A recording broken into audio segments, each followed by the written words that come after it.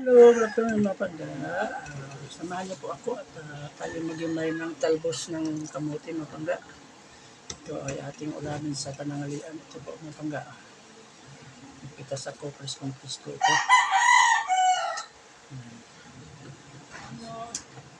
Kagandahan nito sa mga pangga sa probinsya ay mga preskong gulay ang ating nakukuha. Lalo na ngayon halos araw-araw nag-uulan dito kaya kailangan natin mag gulay na lang para iwas rin sa high blood.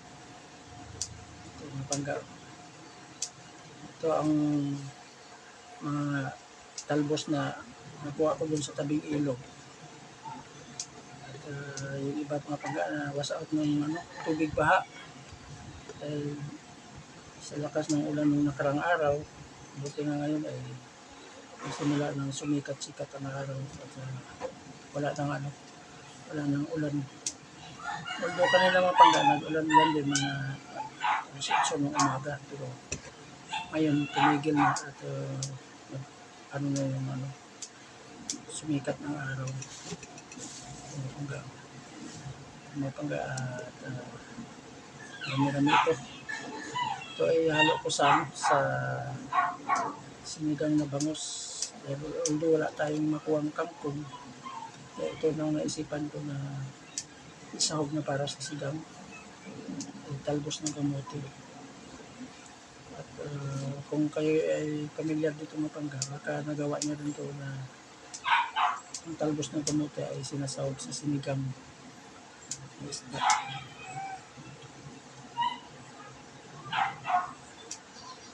Marami-rami ito mga pangga. Sobrang dami yung ating nakuha. Maganda kasi maraming talbos sahog na gulay sa ating sinigang para sulit.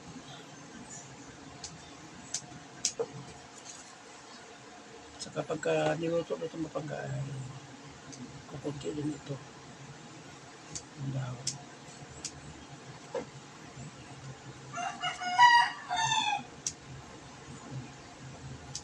Itong masarap na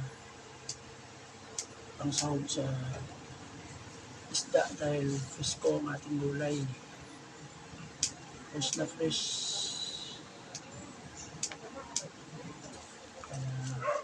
Ito ay pure talaga, walang halong spray.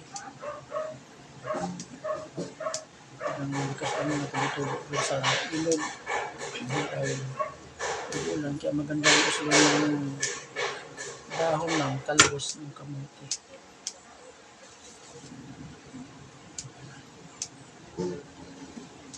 Marami-rami itong ating himayin. Sobrang dami ang aking nakuha.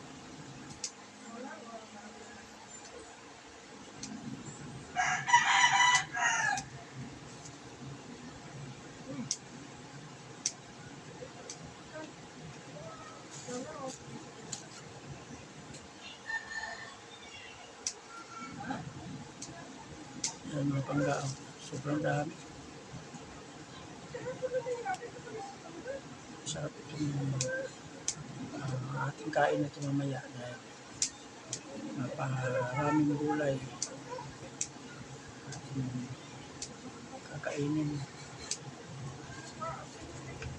Iwas na rin tayo sa cholesterol at high blood.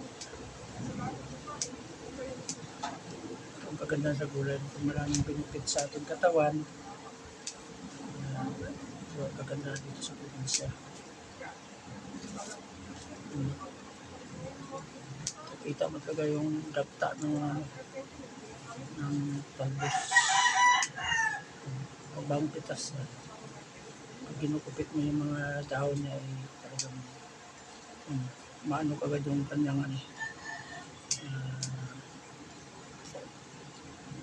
dapta.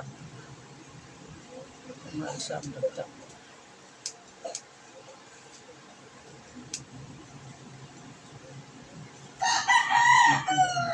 Ang gaganda nitong nakuha nating gulay baging talbos ay kulay violet. Kung magkalaman itong mapangga, kulay violet din, tapos malinamnam ang ano ito, ang pinaka-kulog, pinaka-laman.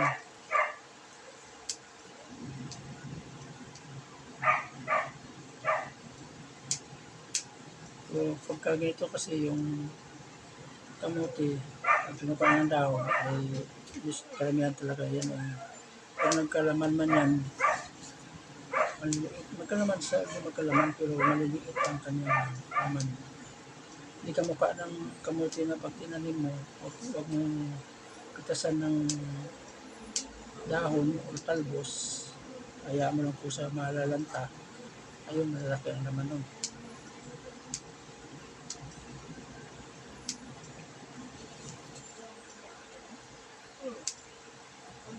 Kasi doon sa probinsya namin, yun yung ginagawa ng mga magulang ko pagka ang kamote ay gusto niya lang mag-ani ng laman mismo ang kamote, baging. Hindi tinatanggalan ng talbos, hindi pinipitasan ng talbos. Hinayaan na siya gugulang na maglaga sa mga talbos. Malanta. Usa. Yun, kung nalanta na yun, gugulang ng mga dahon. Pag malaman, malalaki. Saka maraming laman. Kung tinatalbosan mo yung kamuti na to, magkalaman yung pero konti-konti at saka maliliit.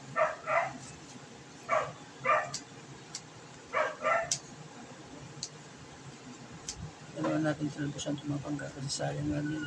Amaw rin lang ng tubig baha pagka kung nagkaroon ng bagyo dito sa probinsya.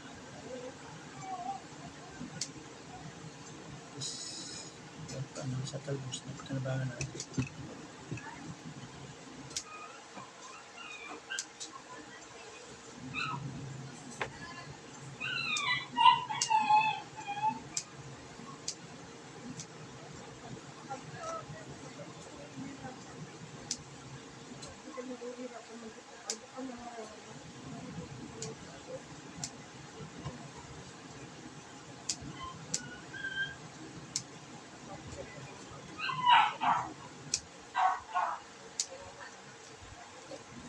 Tumapangga namin.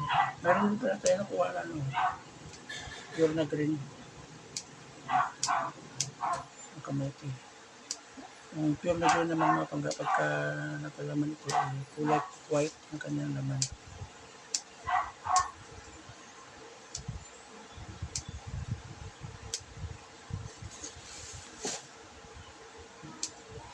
Ito.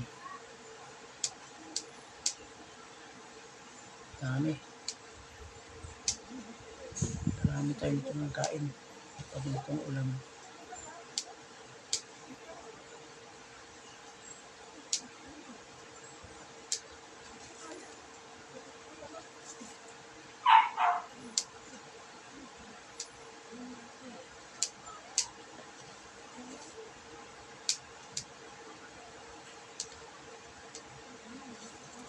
Talbos ng kamote lang ang sakalam dito sa probinsya.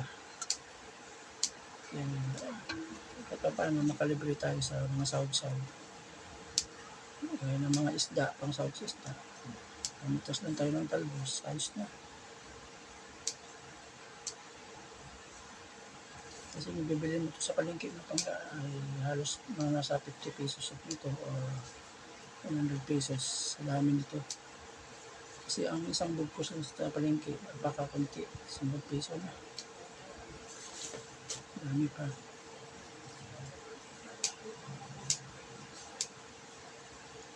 Kaya kahit pa paano nakatipid tayo sa pangsahod.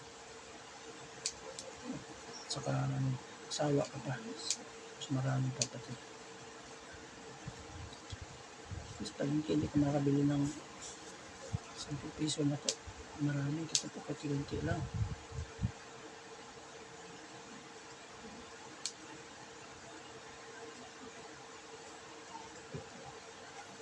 Ito mamaya ito na pangga pagkatapos nito, ibabad natin sa asin para yung kanyang dulas-dulas ng asin. So, mga insekto mamatay sa asin. Ibabad natin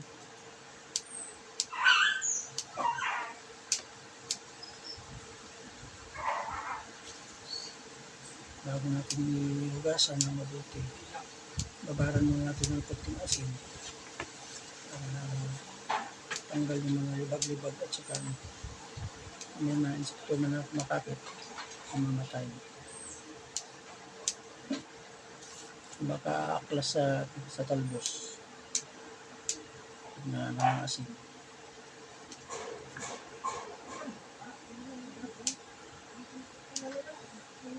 Yung technique namin dito sa gulay para hindi mapasama ang insekto sa pagluto. Kapit sa dahon ng talbos. Binabaran muna namin ng asin para sa ganun. At mga insekto na dumidikit ito ay makapit sa dahon. Ay alis aklas, alis punta sa tubig. Sama sa paglugas.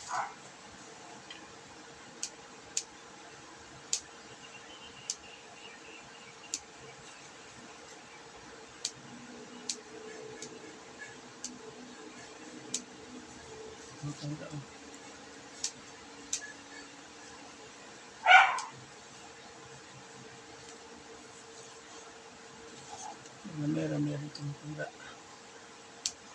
Ito po ang talbos ng kamote.